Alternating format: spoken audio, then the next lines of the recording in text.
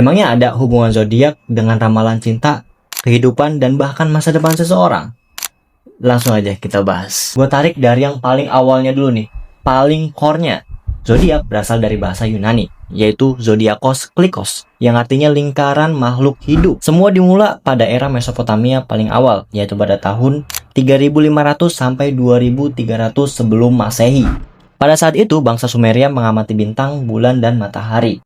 Orang Sumeria menghubungkan langit dengan dewa dan pertanda, baik itu bencana atau penyembahan. Intinya, patokannya ya bintang, bulan, dan matahari. Maka muncullah istilah Mul, yaitu bintang, Pleiades, dan Orion. Lalu Akkadia pada tahun 2334 sampai 2154 sebelum Masehi.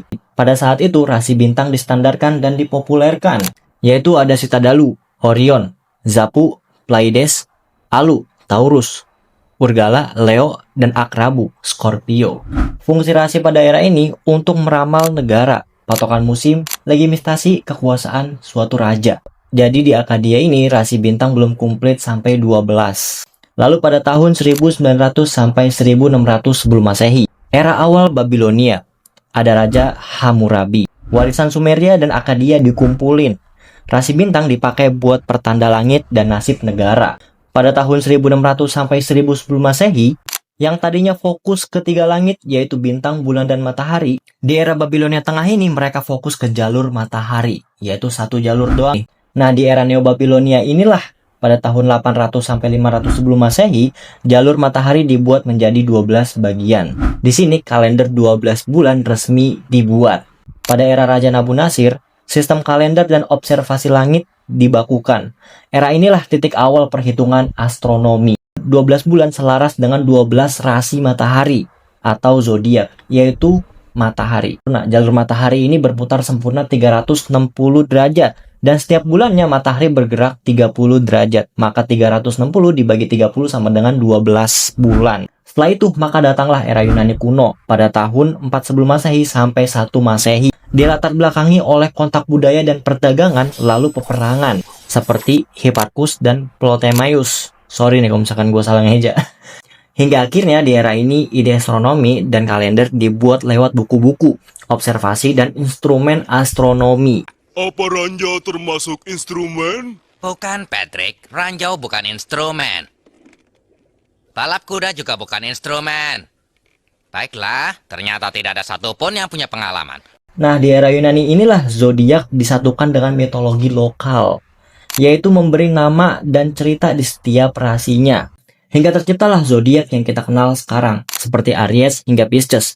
Nah, di era inilah zodiak berkembang bersama ilmuwan dan filsuf. Di era Romawi, zodiak menjadi alat kekuasaan dan peramal elit.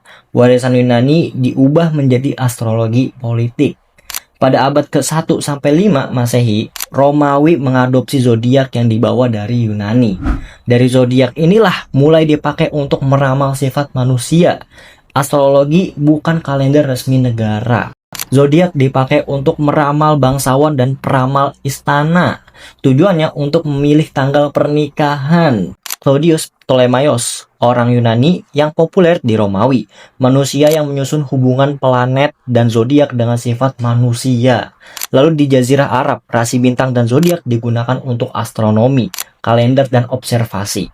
Pada abad ke-7 sampai 13 Masehi, Arab memiliki kontak budaya dan perdagangan dengan Persia dan Bizantium. Pengetahuan astronomi dan rasi bintang dibawa melalui perdagangan, ilmuwan, dan penguasaan Persia. Era Jazirah ini, rasi digunakan untuk navigasi di padang pasir. Para ilmuwan dan penguasa menggunakan rasi untuk observasi dan keputusan penting. Pada abad ke-5 sampai 17 Masehi, abad pertengahan dan Renaissance Eropa, zodiak dan rasi diwariskan dari Romawi dan Persia. Tahun kebangkitan ilmu pengetahuan, seni budaya, dan zodiak mulai populer di masyarakat umum. Nah, dari sini nih, rasi bintang mulai dipakai untuk ramalan pribadi, sifat, kesehatan, dan bahkan masa depan atau karir. Nah, setelah semua perjalanan panjang, akhirnya kita nyampe di era modern nih, yaitu pada abad ke-17 sampai sekarang. Zodiak mulai diperkenalkan melalui media-media, buku, majalah, atau bahkan koran. Di abad ke-21, zodiak dipakai untuk menentukan jodoh, gaya hidup, ramalan harian, hiburan, atau bahkan konten yang gue pakai sekarang ini nih. Nah, jadi seperti itulah perjalanan zodiak. Gue pribadi nggak pakai zodiak untuk hal-hal yang berbau ramalan baik jodoh, kepribadian, atau bahkan masa depan gue pribadi. Karena awalnya zodiak itu dipakai buat ngebagi langit yang dilalui matahari, bukan untuk ramalan kepribadian apalagi masa depan. Maka dari sinilah langit dibagi menjadi 12 bulan. Jadi gue sebagai muslim, apalagi di era Golden Age, para cendekiawan muslim melarang untuk menggunakan zodiak di luar dari manfaat zodiak itu sendiri. Jadi seperti itulah perjalanan zodiak. Kalau misalkan gua ada salah, lu bisa langsung komen aja di kolom komentar untuk kita diskusi di sono. Dan jangan lupa untuk ikuti channel gua biar supaya gua makin semangat buat video setiap harinya.